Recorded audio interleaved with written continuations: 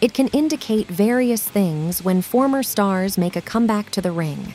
Superstars who have made a name for themselves as the best on the independent scene occasionally make a comeback and are even better than before. In some instances, former main eventers make a comeback to compete against today's talent and shine for one more time. However, occasionally a return is entirely useless and ineffective. This can be the result of a poor booking or the individual. Numerous WWE comebacks have been a terrible waste of time and added nothing to the product. We'll look at some of the worst comebacks in WWE history and discuss why they were so terrible in this video.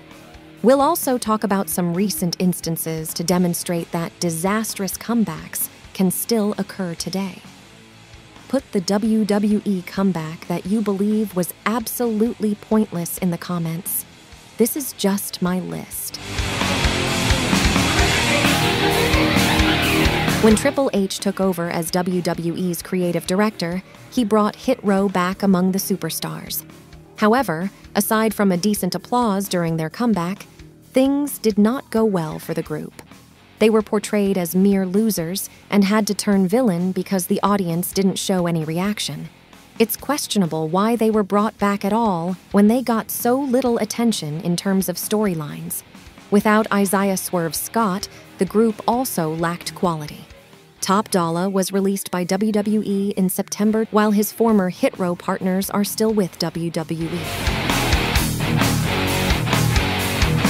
After a controversial departure from the company a few years earlier, Warrior returned in 1996 and defeated Triple H handily at WrestleMania 12. He was no longer the same Warrior who rolled over his opponents, led the shows, and became a popular star. Yet, he was still portrayed that way in the beginning. He had some minor feuds here and there, but he was soon dismissed for skipping dates. His feud with Vince McMahon escalated even more. His comeback was very short and could have hurt the younger stars that he defeated effortlessly. It was a disappointing end to his WWE career. Karrion Cross had a disastrous start on WWE's main roster and was soon fired. However, when Triple H took over the creative direction at WWE, he gave him a second chance and brought him back. Fans were more optimistic this time, knowing that Triple H was a big fan of Cross, as he had already proven in NXT. But unfortunately, his character was poorly portrayed again, and he has become another villain in the roster who hardly gets any reactions from the audience. His charisma has greatly diminished, and fans are annoyed when he pulls off an overly dramatic and silly promo that doesn't fit his image. Emma was a wrestler that many thought was underrated when she first joined WWE. She was one of the women responsible for the rise of women's wrestling in NXT and later the women's revolution on the main roster. However, since her comeback to WWE, she was only used as a subordinate wrestler who mostly let others win. Her relationship with Riddick Moss was also boring on screen and went nowhere. Emma deserves more than a supporting role in WWE because she has a lot of talent and charisma. Now, she also became part of the last WWE layoff wave and was fired from the company. Therefore, the comebacks can be considered a failure. Eva Marie returned to WWE in the spring of 2021 after taking a break. She had a new hairstyle with pink hair and quickly teamed up with Doudrop, Piper Niven, to take on Alexa Bliss. This culminated in a singles match at SummerSlam. Unfortunately, her comeback was a total bust. Her supposed comeback match at WWE Raw turned out to be a sham when a heavyweight friend took her job too. It was a poorly planned and poorly executed attempt to get Eva Marie back into WWE. It's a shame that she wasn't able to excite her fans and revive her career. Moreover, her in-ring work continued to be poor and failed to convince. As the tag team manager for the Viking Raiders, Valhalla, formerly Sarah Logan, was recently brought back into the WWE. However, she didn't add any value to the group, but was just another person at ringside who could maybe give them a hand from time to time.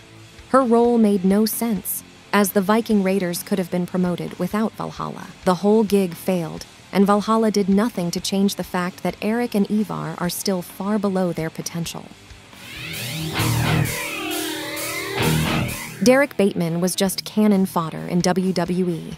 After his release, he turned into EC3, one of the best and hottest attractions in the wrestling world. He dominated Impact Wrestling and showed all the skills and talents needed to become a top star. He was eventually re-signed by WWE and showed up in NXT with great enthusiasm.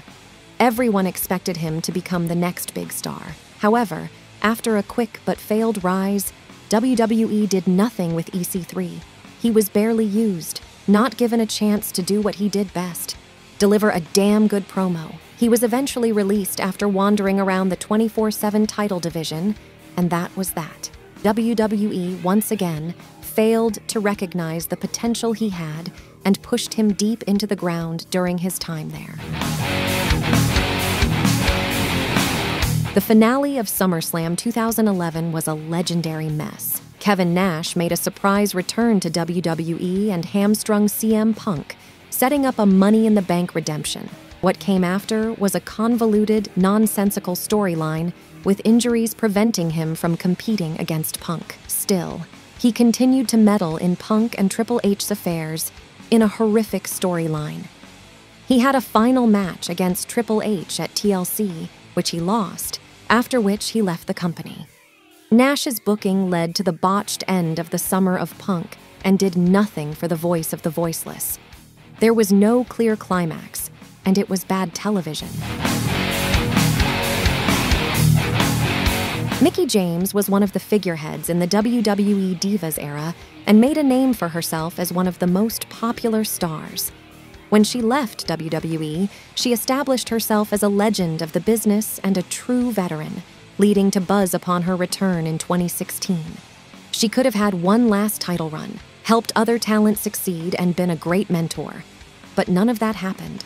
She was a sidekick, a heel, a face who didn't get a real chance to show what she does so well. All of it. WWE screwed up her return in a huge way, considering she stayed with the company for 5 years after she returned without offering anything worth mentioning. It was a huge disrespect to such a legendary talent. RVD's return to WWE in 2013 was a sensation. The popular star had fans in an uproar with his videos. He could have had many exciting feuds, but that didn't happen. He fought for some titles, but nobody trusted him to win, and his matches were often boring. After a year, he was already gone, without his comeback having any benefit or anything memorable happening, even though he had previously enjoyed great success with the company. This was another example of how WWE mistreated a veteran. Don't treat me badly too now, though. And leave a like and subscribe. Here goes to one of my last really good videos.